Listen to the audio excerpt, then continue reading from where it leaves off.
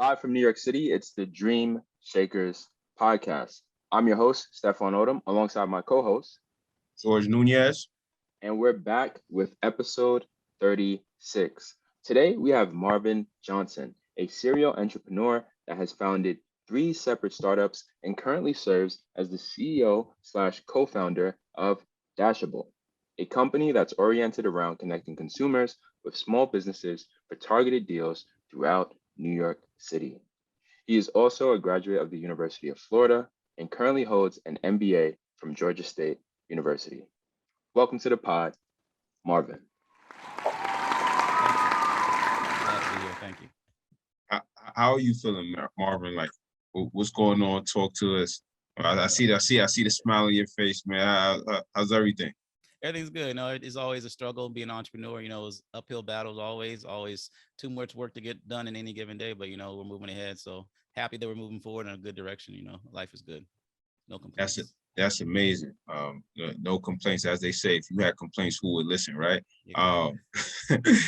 You said something interesting about uphill battles, and I'm sure you encountered a lot of that, especially growing up. So, talk to us and tell the audience, what was it like growing up, mainly in Central Florida, with a military background, and how did that military exposure shape your trajectory throughout life? I think the military exposure shaped my life a lot. My father was in the military, so we moved around a lot. And the thing I really brought away from the military is my father. He was able to provide a good. I came from a small town, Sanford, Florida. Not a lot of Black and brown people making a lot of money. And the military is a way from people in my father's generation actually build a career and have a consistent income, healthcare, all those types of things. And the thing that really brought me the most, it exposed me to different places. I didn't have to stay in small town Sanford, Florida. Not that that's a bad thing, but we got to move around a little bit. So I got to experience different things, different schools. I went to school in Maryland in middle school, and I got to see the difference in education there from back home. I got to see different people, got to interact with different people from different cultures. We lived on a military base, so we had people from all walks of life, all races. We had a lot of Filipino people because a lot of Filipino people in the Navy. So it was a really good experience. Just gave me a lot of exposure outside of what I would have seen if I had just stayed in that one town.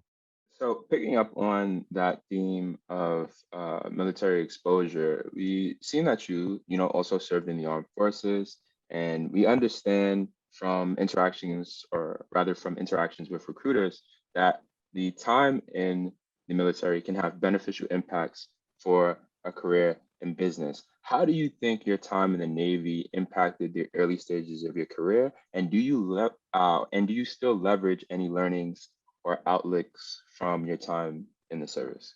Yeah, always. And it's interesting when someone asks you that because these things become part of you. So you don't really think about them in that context. But, I brought, the work ethic. My father was always up early in the morning, had us up early in the morning. We always had something to do. And when I was in the military myself, we had to work long hours. I was on a nuclear submarine, and I literally had 50-hour days and 50 hours straight where you don't get to sleep for 2 days in a row.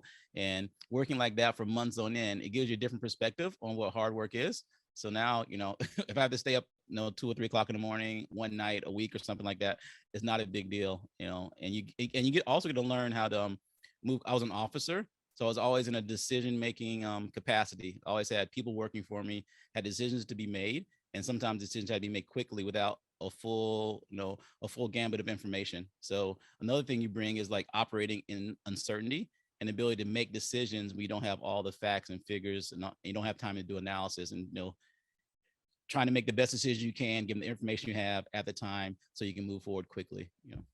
And I leverage that every day, those types of skills. And a follow-up question for that, right? Like, you come from this military background. What enabled you, or what encouraged you to pursue that military career, right? Because you could have said, well, even though my family had done it, I want to do something different. I don't necessarily want to do it, but you decided to uphold the legacy. So what was your thought process behind that? And what made you choose specifically to go into the Navy out of everything else, right? It could have been the Air Force. You could have been a National Coast Guard, like what, and shout out to my brother, my older brother, 5 years apart, Patrick Alvarez. He also has done the military, just got out. He was a National Coast Guard. So awesome. Talk to us about that. Yeah. What was I gonna say? The whole experience was good, and I kind of lost track of the question a little bit. So tell me what the question was. Sorry. Yeah, no, of course. Like, so basically, like, what made you choose to pursue a military Choose the career, Navy. Yeah, yeah. and what Yeah. made you choose the Navy? Yeah, sorry about that. Yeah, it's just basically my father was in the Navy, so that was familiar to me. My father was in the Navy. He did 30 years in the Navy, so my entire life, my father served in the military and in the Navy, so that kind of led me towards the Navy. And I really wanted to go to college, and that was a way for me to pay for college. So that was a really driving factor. Is I always wanted to go to school, and I was always independent. I didn't want to burden my parents with paying for college, so I was either going to go get a scholarship for college, go through ROTC, or if I didn't, if I wasn't able to get that, I was going to go enlist and get the GI Bill. My goal was to get college paid for, to tell you the truth. And going off of Steph's point, right? In terms of like you having that entrepreneurial mindset and building companies, you were building a company, iCobo, shortly after the dot-com bubble. Yeah. As a Black founder, no less, what was the fundraising environment like then? I know you and I spoke about it offline, but I kind of want the audience to get some of this juice. So what was that experience like back then, and how were you able to ensure iCobo lived on, even as so many other tech firms were folding through that dot-com bubble? And explain what that dot-com bubble was like, because that was like a golden age of tech that a lot of people didn't get a chance, including Steph and I, because we were young pups at that time, right? We were watching cartoons at that time. So what was that experience like? What was that experience? It was like the wild west. Everyone, I wouldn't say everyone, a lot of people were starting internet companies were growing fast, raising a lot of money, going public with or without having, no positive, no income at the end of the day. It was like, I don't know, it was almost like a gold rush. And it was like everybody was jumping on board. There were like these startup meetings.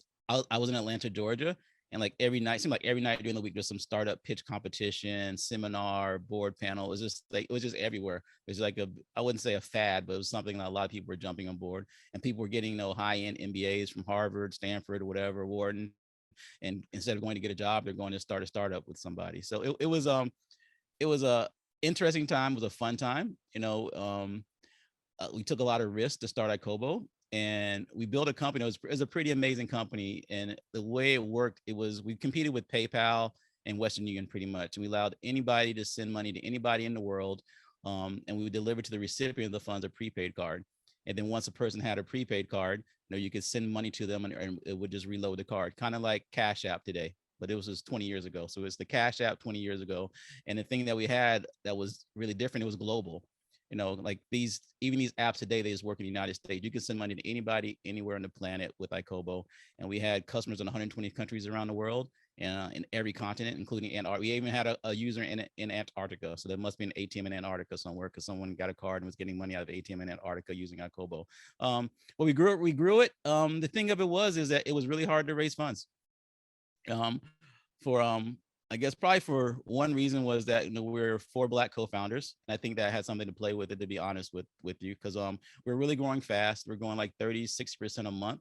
Now we went from like $400,000 a year in revenue to 4 million, and on track for 16 million next year. Like really growing fast, really successful.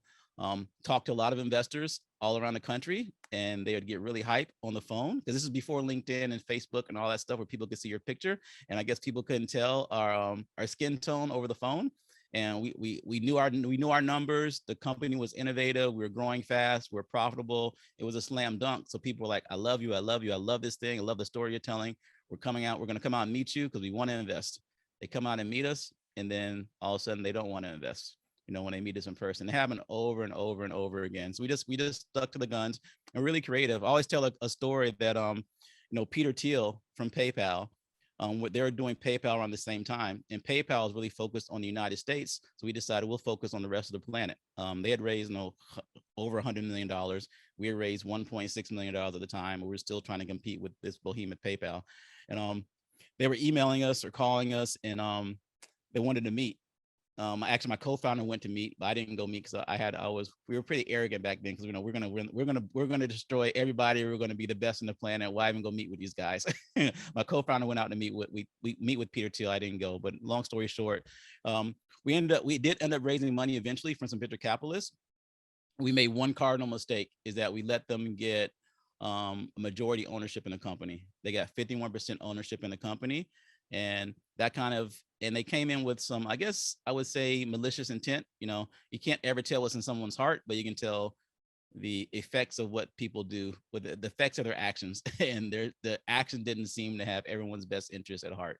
So they came in, they wanted to replace me as CEO. They wanted to replace the management team. We're all Black team, and maybe probably like 80% Black company. And quickly that started to change, where the management team became Caucasian in a couple months, and people started cycling out and became, the color of the company changed. Us as the founders weren't there anymore, and the company it was going like that, and it just started going like that, flat line, and started to decline after that whole scenario. And the thing I learned from that lesson is, in business, people list, and sometimes people do things that aren't even in their best interest in this. I think it centers on greed. People can be greedy to the point where they take food out of their own mouths as well as yours, and that's kind of situation where it happened. The greed led them down a path where they kind of like turn the company upside down. Marvin, I just want to ask you to repeat that one time. The feed cut out a little bit. You said people can be what? I said people can be greedy to the point where they take food out of their own mouths. In this case, their actions by doing the things they didn't benefit them. It didn't benefit us. It didn't benefit anybody. So at the end of the day, no one involved got what we could have, gotten from the company and its success. So I'm guessing prior to that experience, you and your founding team hadn't had the a great understanding of like the importance of the cap table. Yeah, yeah, we understood it. I think we're a little bit naive. We're young. We're trusting to some degree. And you look at when you get funding, it comes with what's called a term sheet that lays out all the terms and conditions of the funding, what rights and privileges the investors get, things of that nature. And we looked, I don't remember every piece of our term sheet, but you have clause A that says you can do this, clause D says you can do this, clause Z says you can do this. So each individually, okay, that's okay, we can deal with that. But if you combine these things and these privileges in a way, you can really take control of the company and do what you want to do if you're a person who doesn't have a good intent. And we are the mindset that people have good intent. These things are there in case things go wrong. But if things are going well, why would anyone do that?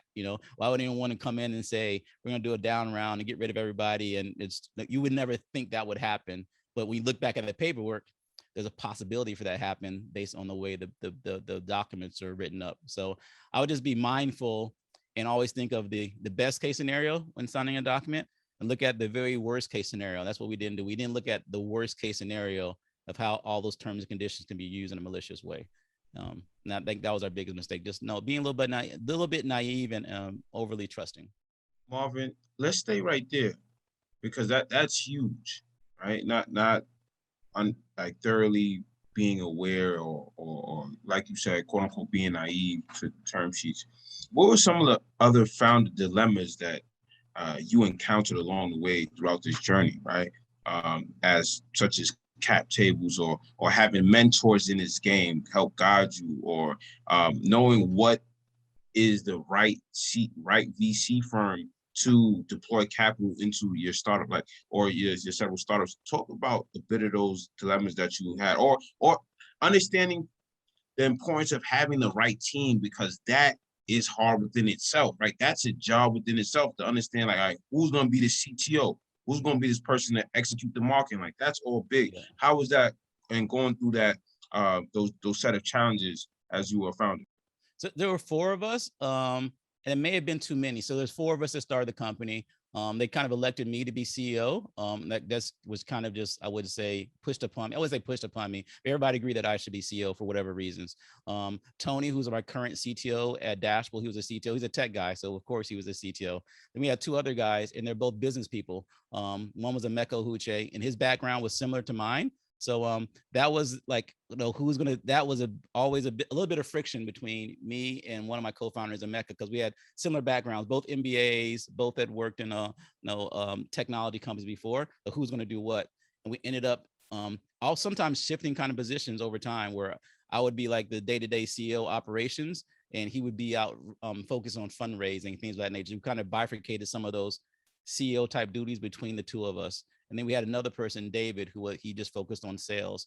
But some of the things that one big mistake we made is that when you form a company with co-founders, it's almost like getting married, because you're going to be working so much together, talk almost living together, because you're at work all the time together. You may hang out together, so, and it's becomes a very close relationship. And even marriages break up, and co-founders break up as well. So we had 4 co-founders. Over time, one of the co-founders left, and we had an issue with his equity. And this is something I always make sure people do. When you do your founder's equity, have a vesting plan in place in case somebody leaves. You don't have a lot of uncertainty around how you get those shares back. Because if you have 2 people in a company, you split it 50-50, and you each have half the company, one person decides to leave tomorrow, they still have half the company if you don't have anything in place to protect you from that downfall. So put a vesting plan in place so that everybody understands up front. If you're not here a year from now, you're going to give back a certain percentage of those shares, things of that nature. And we just kind of we work well enough together to kind of shift responsibilities a little bit between the 4 of us to make sure all the jobs got done. And sometimes we would change roles and responsibilities. But the biggest thing we had on our plate is that we had a technical co-founder. I think in a technical company, you have to have somebody that understands business and somebody that understands technology. It's hard for a tech-centric person to really drive a business forward from a technology and business side, and the same vice versa of business person if you can't actually bring a product to market quickly and cheaply. If you have somebody on your team that can code and actually build the thing you want to build that MVP, that gets you to that next hurdle without having to spend a lot of money and undertake a lot of risk. So I think that's very important as well. Some Well, other lessons learned. I think we worked a little bit too hard sometimes. We almost had, it was almost a cult-like environment at Akobo. No, and it was good, but I think we kind of overdid it. Everyone there loved to work. And one thing we did, we made sure everybody in the company had equity. I don't care if we got the company to about 50 people. So it grew to a pretty large company. And we made everybody who's joined the company work in customer support for the first 2 weeks. So if you came in as a CFO, it didn't matter what you were. The first job you had was answering the phones and customer service. And that gave people understanding and appreciation for the customers and what the customers are going through. And also helped them understand our platform, because they had to troubleshoot and figure out problems. So everyone in the company understood what we do, how we did it, the pains of our customers. And they had all spoken to a customer on the phone, which in a technology company, you may never, ever speak to a customer of your product, depending on what kind of company you have. And that gave everybody the company the ability to actually have that appreciation for customers as well. So we also noticed that Akobo though wasn't the only venture, right? You are a serial entrepreneur. There were other startups that you were also a part of, and the second one on that list is Pay Partners, right? So uh, after your experiences with Akobo, how does Pay Partners come about, which ultimately leads you to another portion of your career journey that we're going to tap into a little later on in the pod?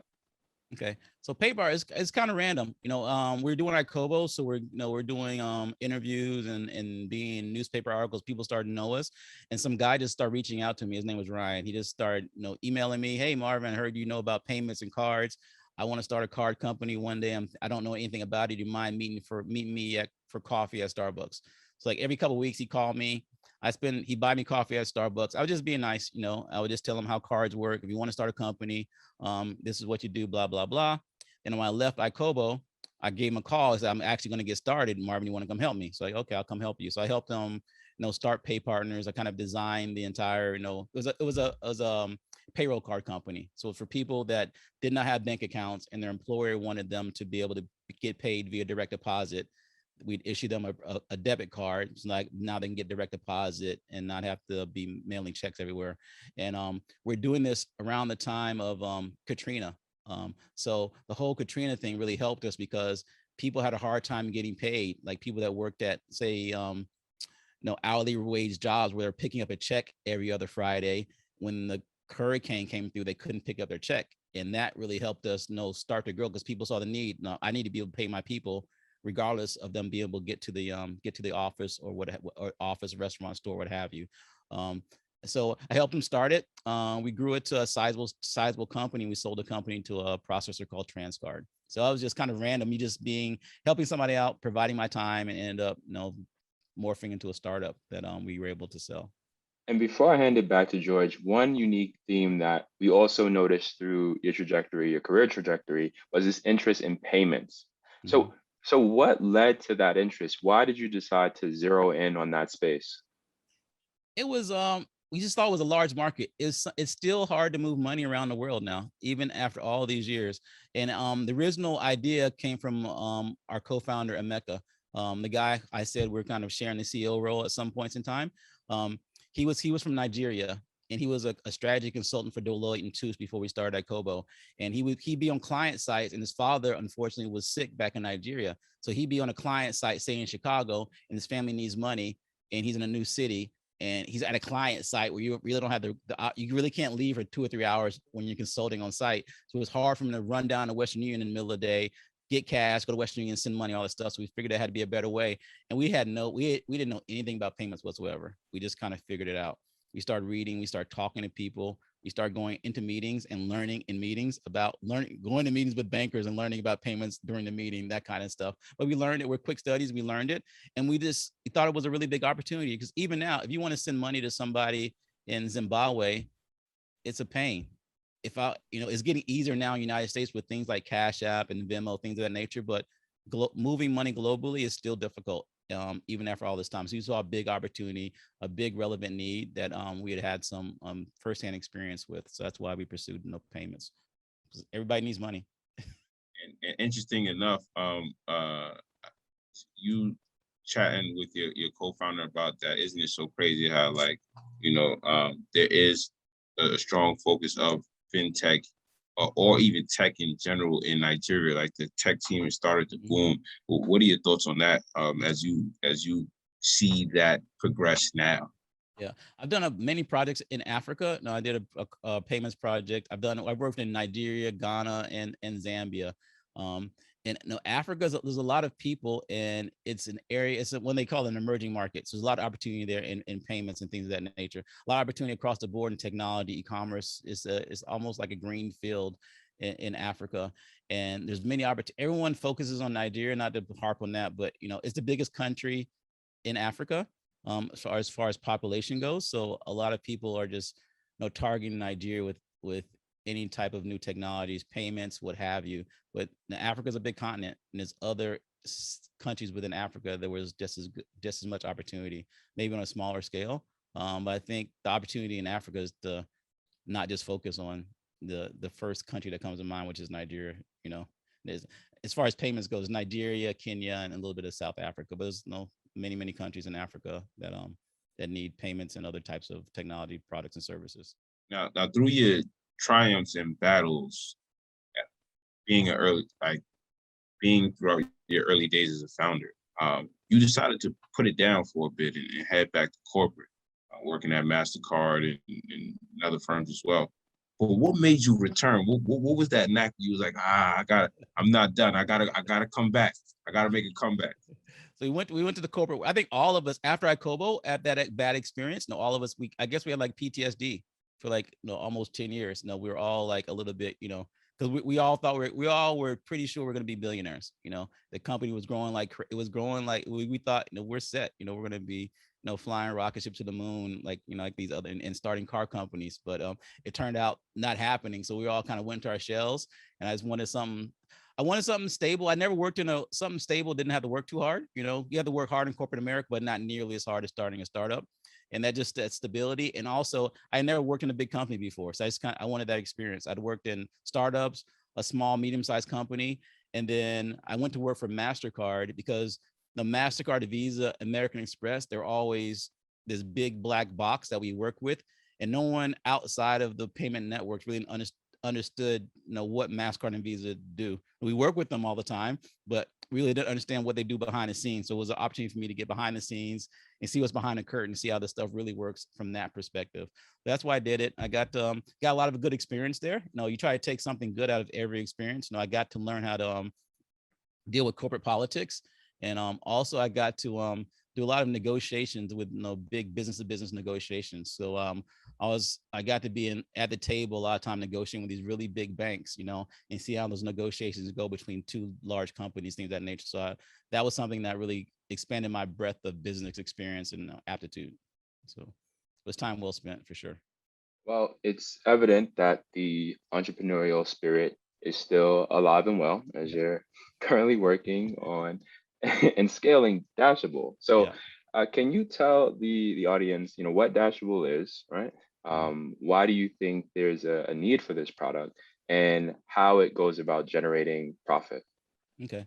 So Dashable, what we're really trying to create is a win-win between merchants, local merchants, and consumers, by offering merchants a multi-use platform that helps them market their business and engage with their customers across what we call the entire customer life cycle.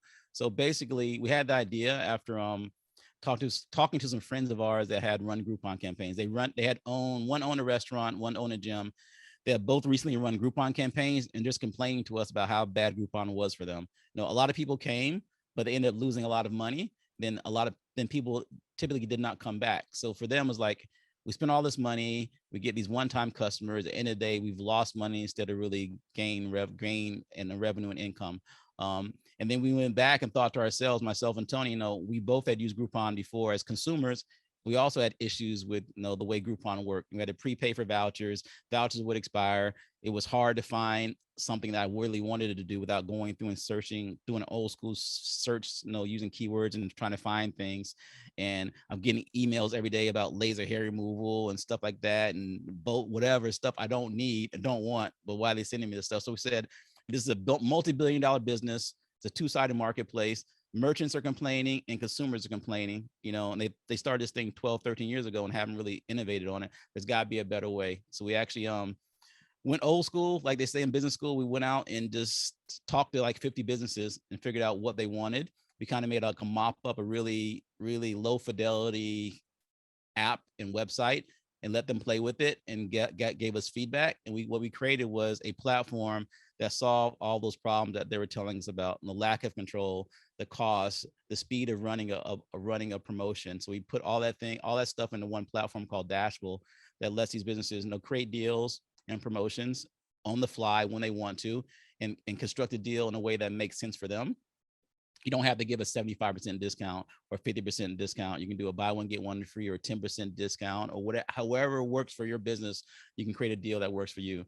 Then on top of that, we layered loyalty as a way to help people return over and over again. And then what we found out in the pandemic was that when the lockdown happened, a lot of these small businesses were disconnected from their user base because they're relying on people coming in, talking to people face to face, maybe posting to social media about things, but they didn't have a real way to speak to the customers in real time, to let them know that they're open, they're going to be closed, what the new hours are, whatever. They didn't have that connection. So we started adding what we call customer engagement tools to the platform, like SMS marketing. Now we're adding email marketing, things of that nature, to allow the business owner to really build a long-term, stronger relationship with their customers throughout the entire life cycle of a customer. We also have a cool mobile app that consumers can use in New York City to find these businesses that are offering deals and loyalty and things of that nature as well. And the overall goal is to just really help you as a consumer explore your city and find new things to do, while at the same time saving money, and provide these businesses a way to really let themselves be known and market to the marketplace in an efficient and cost-effective way. Absolutely. And I would say, right, because you've noticed that uh, a lot of these, I'm sure you noticed this because we noticed this, well, a lot of small businesses have died throughout COVID, right? Yeah. Or at the very least struggled. So talk about like some of the clients that you have that you've been able to garner through Dashable, and what were their pain points throughout this COVID situation, and how have they been able to thrive? Yeah. The pain point was just, being able to stay open. It was just being able to exist, and to let people know they were open and get people to come out to frequent their business. So what we did over the pandemic is we let people use the platform for free. So we let businesses, so we didn't want to charge them. So to not to add more pain and suffering to what they're already feeling. We're starting to charge now.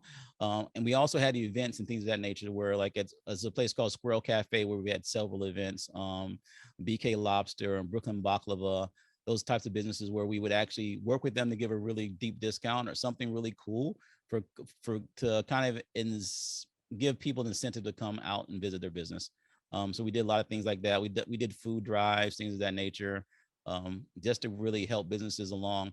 And we've even gone outside of our core business and help. We've helped businesses with their social media sites. We help businesses with their website, just as a good thing to do. And what that does, it gives us an evangelist. We help the business. We help a business outside of what our core business model is, because it's something that we can do.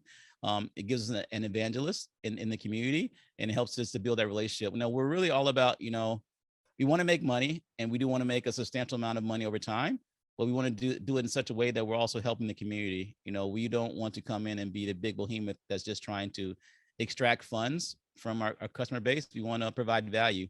And so we're both winning, and I think there's a space to be capitalistic, but also, sometimes be a little bit altruistic and community driven as well. It's not all about money.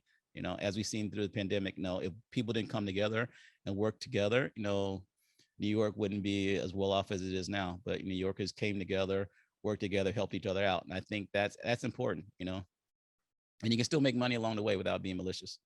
Now, that last point is really interesting, right? The willingness to pause fees, right? The willingness to step in the arena with your customers, understand their environment, and kind of operate outside of that core business model to understand what are some additional ways that we can create value such that long term these are individuals that want to continue to work alongside of our business. How do you feel that you came to take those stances with this latest business? And do you feel the ability to have that level of foresight and perspective was due to your earlier experiences with entrepreneurship? Yeah, yeah, I think so. I think I've I've always tried to. I came from a background. I was a Boy Scout growing up. My father was in the military. I was in the military. Grew up in church, and I was actually a Boy Scout. So I always had that, help the community, do a good deed every day, that type of spirit. And I think sometimes it bites you, but most times you end up, getting something positive out of it. And one quick story from the Navy. So I was in the Navy after my submarine duty, had a shore duty where I was an officer recruiter. So for a year and a half, almost 2 years, I was, recruiting people out of college to join the military, started going to corporate America. And I was also working on also wanted to work on my MBA while I was working full time. So the first year in officer recruiting, we got points and graded on recruiting African minorities, Black, Hispanic, Asian Americans. But we didn't really get any points for recruiting the white guy off the street who wants to be on a ship. You get no credit for that. Same amount of work, but you don't get higher up in the standings. You're not gonna be first of whatever by recruiting a bunch of white guys, because so many. It's just based on the needs of the neighbors. So many young white kids that want to join the military. I wouldn't. It was easy to find these people, but the Navy really wanted to increase the numbers of minorities in the Navy, so you got extra credit for recruiting minorities. So I was going to all the historically black colleges and universities down in southeast United States to recruit minorities. It was going well, but also a lot of white guys would come in and they'd want to join the military. So I would give them the same level of service as anybody. And people at my office are like, Marvin, why are you spending so much? Everybody's like, well, Marvin, why are you spending so much time recruiting these white kids? I like, everybody deserves a fair shake. Like everybody. And even though we get points for recruiting a black kid, a white kid comes up to me, I'm going to give him the same effort and try to help him just as much as anybody else. That's just the way I thought. And everybody thought I was stupid. But you know what happened? The second year I was there, I didn't have to do any work. I was 100% referrals. I didn't have to go out into the field at all, because all these people that had seeded the market. When their friends would say, I want to join the Navy, they would say, hey, call Lieutenant Johnson. So I would start getting inbound calls the next year. And I just relied on inbound calls and referrals. And I was Officer Recruiter of the Year for the Southeast United States. And I didn't leave the office because I just set that precedent. People just knew me. If you want to join the Navy, you call Lieutenant Johnson. And people, all these schools around the Southeast knew that. And my life was easy. In the first year, it was a little extra work, but I thought I was doing the right thing. And by doing the right thing, I wasn't trying to make that outcome happen, but the outcome happened just by having that goodwill out there. So I think by spreading goodwill and having a good spirit, things will eventually come back full circle because people appreciate it. And sometimes people don't express how they feel about you. If you impact them in a positive way, they will tell somebody, and those things sometimes will circle around. So I think, spread love, for lack of a better word. Spread love is the South Bronx way. Yeah. So in turn, right, what were your thoughts or what are your thoughts around funding that Black founders are getting now versus the early 2000s? I know you're probably like, oh man, I wish this would have happened, several decades ago in my prime, right? But and I'm sure you're definitely still in your prime, but like, yeah, like talk about that. We see Black Lives Matter, we see COVID, Breonna Taylor, George Floyd, like, and a lot of these investors are now funding these Black founders. How has that changed your overall perspective on this whole gaming industry and even the rise of crowdfunding platforms? Mm-hmm. So I think, first of all, in the .com era, everyone had this mindset you had to raise venture capital. And that's one of the reasons we raised venture capital. We really didn't have to at the point in time. We thought it was something we needed to do to be legitimate, So first of all, you don't have to raise funds. You can start a business without raising funds. You can bootstrap it. You can do debt if you have no positive cash flow. So you don't feel that you have to go out and raise venture capital, because venture capital is a different animal. Because VCs are in it to flip their money and make a profit, as quickly as possible. So, and every time you take a check, that check comes attached to a person. So you got to look not just at the money, who is giving that money and who you're getting in bed with now that you have their money, and what are their long-term goals and how are they going to try to drive your business. And I see a lot of Black-owned businesses that hopefully things work out well for everybody that takes this funding. But I think if you have a spirit, depending on how you want to grow your business, if it's not just purely capitalistic, make money at all costs, that could be divergent from your business. You're trying to build a business about community, helping people, things of that nature. Some of that may get lost once you take venture capital. So don't feel that you have to take venture capital. It's a good thing, and it's a place for everything, but don't feel that it's a one size fits all where you have to raise venture capital to grow your business. And it's good to see a lot of Black-owned businesses or people of color raising money. It's a very positive. And I did wish it had happened sooner, but I'm glad it happened now. But I think the diversity of types of businesses that are getting funded needs to occur as well. So I look at the businesses that are getting funded. It's Black founders, which is great, but typically the businesses are Black founders doing something for Black people, Black founders doing this for Black people, this other business now streamlined or reconfigured to support Black people, hair, barbershops, music, sneakers, whatever. I wish there was more diverse. Was just, hey, I'm a Black founder and I'm starting the next Twitter or the next Google, the next car company, not a car company for Black people or a Google for Black people or a shopping site for Black people. I'm making a shopping site. I'm making the new Shopify, not the Shopify for Black people. So I think that's the next step that we need to get to, just having more like mainstream businesses run by people of color getting funded. As far as crowdfunding goes, we did a small crowdfunding round. I think it has a lot of legs. I think crowdfunding, it's an easier way to get access to funds. It's a way for people that couldn't participate in the venture capital speculative investment world to actually get a taste and get some of those benefits, because it's always been closed to a small group of people to get access to these startups like the Googles and Twitters and the Ubers of the world where they're getting started. Now the people at large have access to that, and that comes with good and bad. People are gonna lose a lot of money. Most startups don't make it, so 90% of those people are going to lose money, but 10% are going to make money, and some of those will make a lot of money. So I think it evens the playing field, so it's a good thing. I think overall crowdfunding, I think, is really going to shake up the whole venture capital dynamic, over time.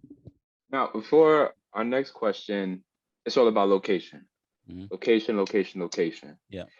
Now, for Dashable, you chose NYC as the designated spot to get this off the ground, shifting away from Atlanta. What inspired that decision, and how come you didn't opt for another tech hub like Austin or, of course, San Francisco? Yeah. Well, it happened because we happen to I happen to live in New York City. I'm in Queens right now. And it's a dense city, so our platform is built for like denser city metropolitan areas. So we're looking at large metropolitan areas with a lot of people in a small area, a lot of businesses in a small area, versus somewhere like out in the Midwest, in the Midwest, like Nebraska, where people are spread out by miles. So we need a dense population. So the next, we are going to move to another city next, and we think that city is going to be Atlanta. Will be our next city, and the location is important. Looking at it now, there are many tech hubs around the country, and I think there are other tech hubs that may be better suited from you know entrepreneurs of color trying to start a technology business, like maybe like in Atlanta as well. So I think if you want to if you want to be successful, you got to go to the place that's going to make you successful. If you want to be a movie star, you should probably not live in Omaha, Nebraska. You should probably live in LA or New York if you want to be a movie star. If you want to be a tech entrepreneur, there's places where you should position yourselves to be if you want to be successful, regardless of where you are. So we're actually thinking about potentially actually moving from New York. New York will always be home, and the first place we launched in, but looking at other areas as well. I don't want to say too much, but we're looking at relocating. Real G's move in silence. Yeah, yeah. Now, we talked about your amazing rock star life as an entrepreneur. You've been through a lot. You had your war stories, been in corporate, you dealt with the corporate politics, but let's shift gears a little bit. Mhm. How was it being a founder, right? And being a father as well? It's hard. It's hard. No, I learned a lot. I've been doing this for a while, and and I've been doing this for a while. So like I'm not past my prime. I promise. I have a big prime. But it's hard. I think you have to be conscious of making sure people around you are okay, not just financially, but it's time and emotionally as well. I've always made sure that my family was taken care of, financially, that everybody had what they need, but it's also time.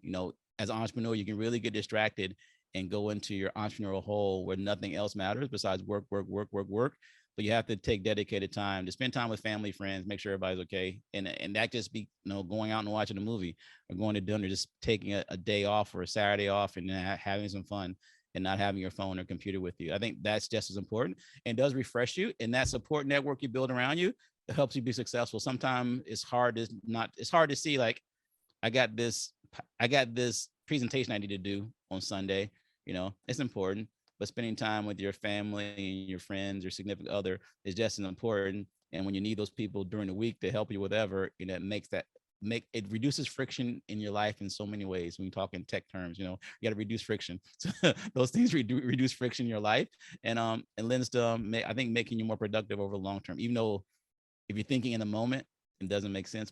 And I think what I do, I just dedicate time. Like Saturdays, a lot of Saturdays, I don't work on Saturdays, and I go do something fun and spend time with my family on Saturdays.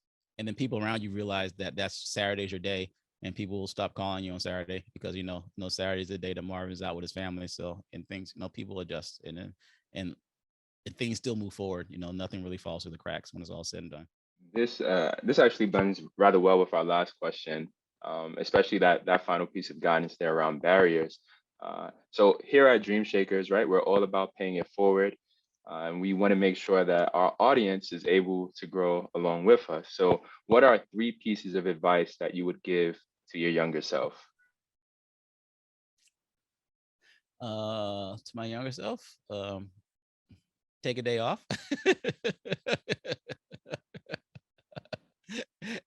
Everybody's not nice.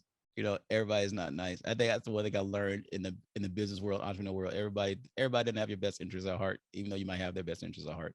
That's two. And the third, let me think of a third one. I can't think of a third one off the top of my head. Those are two that came to mind really quickly.